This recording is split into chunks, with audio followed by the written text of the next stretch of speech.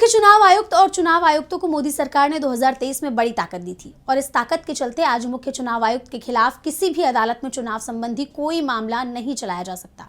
और इसी के बाद चुनाव आयोग ने देश भर में SIR शुरू कराया।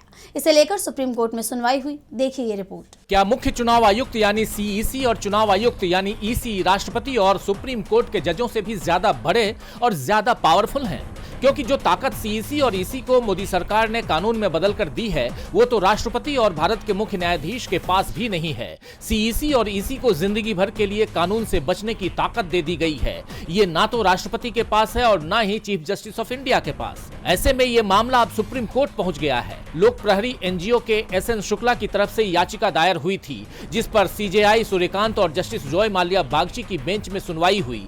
याचिकाकर्ता की तरफ से कहा गया कि मोदी सरकार ने 2023 में CEC और EC की नियुक्ति, सेवा की शर्तें और कार्यकाल पर कानून लेकर आई। उसकी धारा 16 CEC और EC को बेहिसाब ताकत देती है, जिससे उन्हें अपने पद पर रहते हुए किए गए गलत कामों के लिए किसी भी सिविल या यहां तक कि आपराधिक कार्रवाई से जीवन भर के लिए पूरी तरह स्थायी छूट मिल जाती है, जो छूट संविधान बनाने वालों ने राष्ट्रपति, राज्यपालों और जजों को भी नहीं दी थी।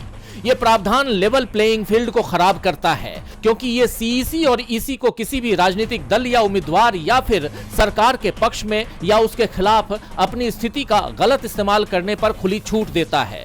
इसलिए इस कानून की धारा 16 को खारिज किया जाना चाहिए। याचिका में S कृष्णन और स्टेट ऑफ मद्रास साल 1951 के मामले का हवाला दिया गया है, जिसमें संविधान पीठ ने जो कानून बनाया था उसके अनुसार कोई भी कानून जो संवैधानिक प्रावधानों को हटाने के मकसद से पास किया गया हो, उसे संविधान के साथ धोखा होने के आधार पर चुनौती दी जा सकती है। कोर्ट ने याचिका पर सहमति जताई और फिर चुनाव आयोग और केंद्र सरकार से नोटिस जारी कर जवाब मांगा है। विपक्ष की तरफ से तो ये आरोप चुनाव आयोग पर पहले से ही लगाए जा रहे थे कि मोदी सरकार ने चुनाव आयोग को जो बेशुमार ताकत दी है उसका गलत इस्तेमाल हो रहा है। इसका बड़ा उदाहरण इस समय देश में चल रहे SIR को बताया जा रहा है, जिस पर चुनाव आयोग अपने अधिकारों को लेकर सुप्रीम कोर्ट पर ही सवाल उठा चुका है।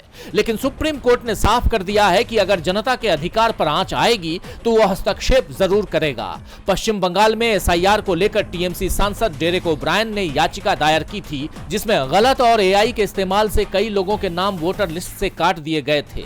SIR में लोगों को अपना नाम जुड़वाने के लिए और वक्त देने की मांग की गई है। कोर्ट ने TMC सांसद की याचिका पर भी चुनाव आयोग को नोटिस जारी किया है। 1 सप्ताह में जवाब मांगा है। इस मामले में 19 जनवरी को आगे की सुनवाई की जाएगी। DB लाइव की रिपोर्ट।